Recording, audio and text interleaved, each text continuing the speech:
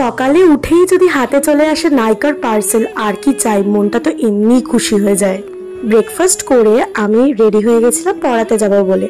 পড়াতে শুধু যাচ্ছিলাম না, পড়ানোর পর আমি একটা আমার জামা কিনতে যাব। মাঝখানের আর কোনো ভিডিও করার সুযোগ পাইনি। আমি একটা জামা কিনেছিলাম আর কয়েকটা জিনিস কিনেছিলাম, কারণ পরের দিনকে ছিল আমাদের একটা ইনভিটেশন। আর যেখানে ইনভিটেশনটা ছিল তারা আমাদের খুব ক্লোজ, তো তাই জন্যই আমি একটা জামা কিনেছিলাম। বাড়ি ফিরে এসে আর কিছু খাইনি, জলমুড়ি খেয়েছিলাম। এতটাই গরম ছিল, এটাই আমার ভালো লেগেছিল খেতে। এখন বাজে 5টা। আমি একটু রেডি হয়েছিলাম একটু আমার বোনকে নিয়ে ঘুরতে যাব বলে। ও হচ্ছে আমার মামার মেয়ে। ইনভিটেশনটা আমার মামার বাড়ি সবাই ছিল। মাঝখানে আমি আরেকবার মামার বাড়ি গেছিলাম একদিনের জন্যে, তো ও আমার সাথে এসছিল আগের দিনকে।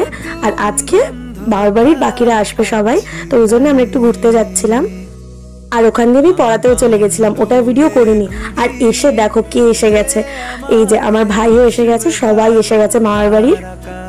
মা মাইমা সবাইকে দেখে তো খুব খুশি হয়ে গেছিলাম, অনেকদিন পর আমার বাড়ি এসেছিল ওরা। আর ঘরের ভেতরে ছিল এই যে ছোট পুচকেটা, ও তো ভীষণ দুষ্টু, আর ওরা ফোন দেখছিল।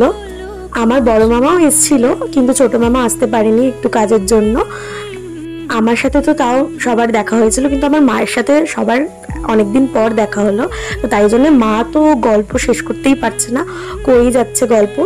আর রাতের ডিনারে হয়েছিল লাল লাল চিকেনের ঝোল। তো কেমন লাগলো ভিডিওটা জানিও। আজকের মতো টাটা।